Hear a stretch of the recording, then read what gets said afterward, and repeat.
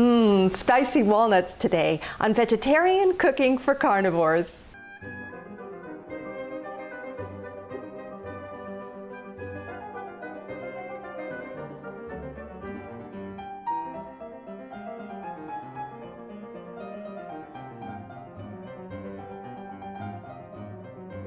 Welcome to Vegetarian Cooking for Carnivores, a meat lover's guide to fabulous vegetarian cooking. I'm Bonnie Antonini.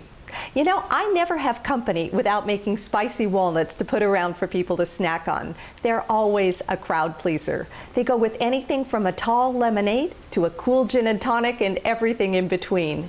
Not only are they easy to make, but you can also make them ahead of time. One less thing to do during that crisis time before people arrive. I don't know about you, but I turn into crazy woman about an hour before party time. Now, not only are these spicy walnuts great to eat as a snack, but they also make a wonderful add-in to salads and casseroles. Don't bother writing down the recipe now. As usual, I'll have it printed at the end of the video where you can push pause and copy it then. For now, just watch and listen. For this recipe, you'll need at least a 10-inch skillet, a flat stirring spoon. Don't use a wooden utensil for this recipe. You're going to be needing to flip the walnuts over and over again so that they brown evenly. And a wooden utensil is just too thick. You'll end up shoving the nuts around, they'll fall over the side, you'll get really frustrated. So use either a metal or a Teflon stirring spoon. And finally, you'll need a pan with a lip, such as a jelly roll pan, or what I like to use, the bottom half of my broiler pan.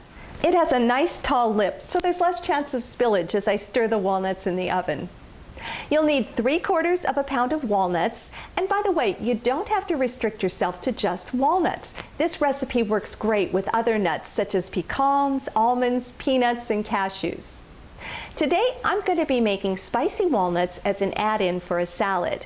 I make a point of this because if I were making them as a snack, then I would leave the walnut half intact. But when you make spicy walnuts as an add-in for a salad or a casserole, you need to break them into smaller pieces so that they're more manageable to eat. And break them by hand. I know it's tempting to get out the knife and just have at it, but you'll only end up with a lot of walnut crumbs and little bits that you don't want.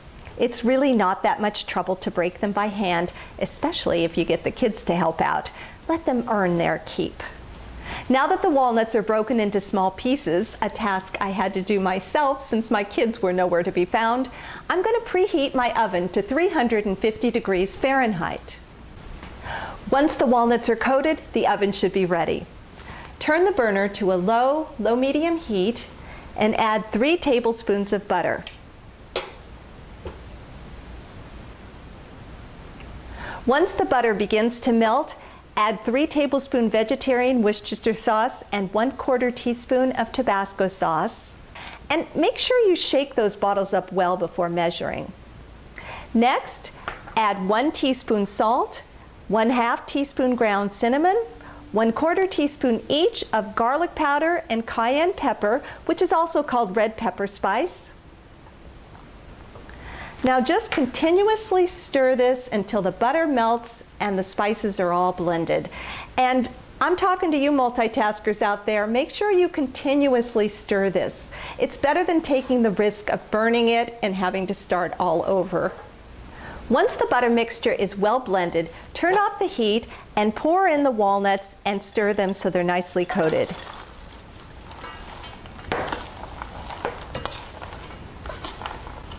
Then pour the walnuts in your oven pan.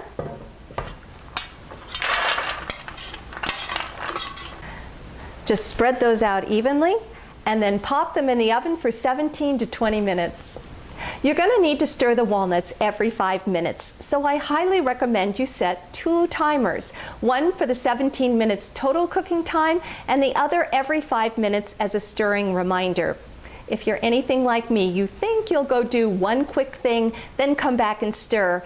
But one quick thing turns into 2 or 3 things, and suddenly it's 15 minutes later. It's amazing how fast 5 minutes goes by. So set the timer. When I don't follow my own advice, I always live to regret it. The walnuts are out of the oven and they smell fantastic. But make sure you let them cool down first or you'll burn your mouth. Don't forget, the recipe's at the end of the video where you can push pause and then copy it. If you'd like to learn more about vegetarian cooking for carnivores and to view past episodes, go to my website called vegetariancookingforcarnivores.wordpress.com. And for you Facebookers out there, go to my Facebook page called Vegetarian Cooking for Carnivores, click on the like button, and you'll automatically receive my new videos. Well, that's it for today. I'm Bonnie Antonini, and we'll see you next time on Vegetarian Cooking for Carnivores.